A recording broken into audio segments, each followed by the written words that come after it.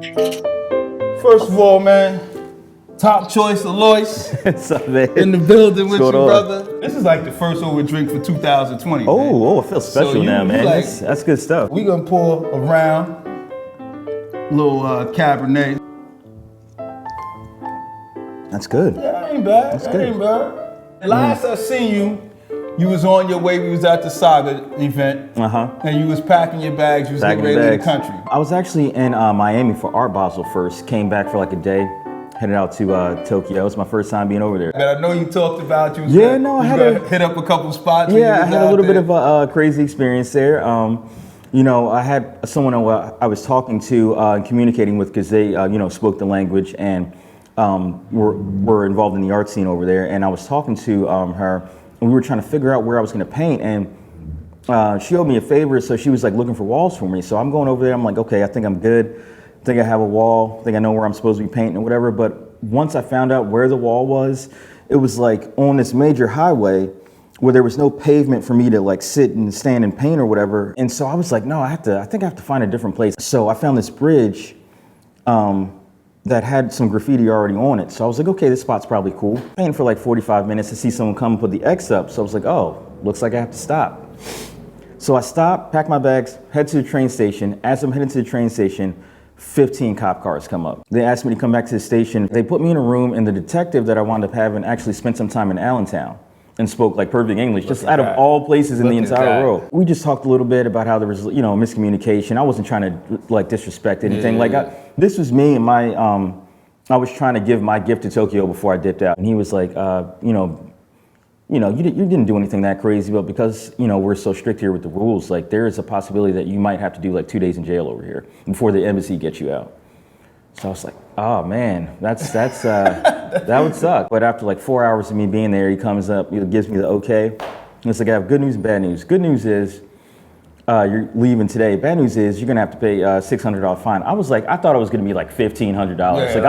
I was like, I'm good right now. Let's, But it was so funny because like when I was leaving, like the translator and the guy who was my detective, they both gave me their addresses so that we can like keep in touch. They were like, come visit when you come back to Japan. When was the last time you was arrested for art in the States? That I've never been arrested for. Go figure it out. The funny thing about it here is that like even if I'm painting a wall and I'm not necessarily supposed to be painting here, because of the culture here, they don't know like whether I'm supposed to be there or not. I'm doing something beautiful. I'm not like just tagging stuff up.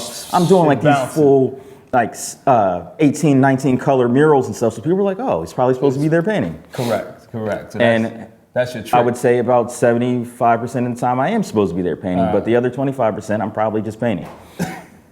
So we're at this Corridor Contemporary. Mm-hmm. How'd you get plugged into this place? Like, what's your affiliation with it? The funny thing is my friend Rachel, who is one of the people that helps to run it, I've known her for probably 10 years. When this opportunity popped up, I was like one of the first person she hit up to be a part of the gallery. She had been following my career and stuff and just wanted me in here. I was like, done deal, let's do it. They got some really dope pieces in here, man. Awesome. They got some really talented artists. Some big names in here too. So talk a bit about the pieces that you got up in here, man. I wanted to give a couple different styles. I'm doing a whole series called my Muse Series, which has basically my interpretation of beautiful women with a bunch of abstract around them. With this piece, I was just trying to work with a lot of different patterns in the background. I wanted to do some words that represented what I saw when I looked at the image. Mm-hmm. Joy, work, love, dope, soul, power, culture, energy, wisdom.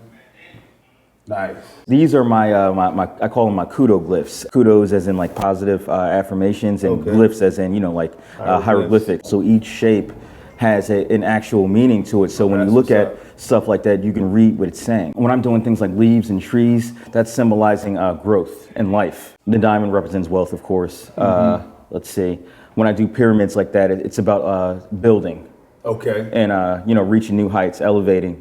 I just brought a new piece that's abstract, and it has like pretty much a amalgamation of all of my different styles in one. So you get a little bit of graffiti, a little bit of contemporary, some pop art. I was really trying to incorporate every style I've ever done into one thing. It was like an experiment. I wanted to, because there are a lot of people that like when I do like this splatter paint style. It's real raw, it's just energetic, and it's very abstract. So I was trying to take that style incorporate my signature pieces into it, and then add some extra flair. Like I have my hieroglyphics, I have my kudoglyphs in there. I did a little bit of comic book style because I learned how to draw and paint by copying comic books. And I was talking to my man Damien, and he told me you about to do the facade. I am. With me, when I get to walls, I'll just go and freestyle the entire thing. That's what I do for a lot of my walls. When you're doing buildings like this, you kind of have to plan it out a little bit, structure it, so you're not just doing crazy stuff. Sometimes I have to kind of tone myself down a little bit because I have a lot of energy and I have a lot of ideas, and sometimes they flood. So I have to like, okay.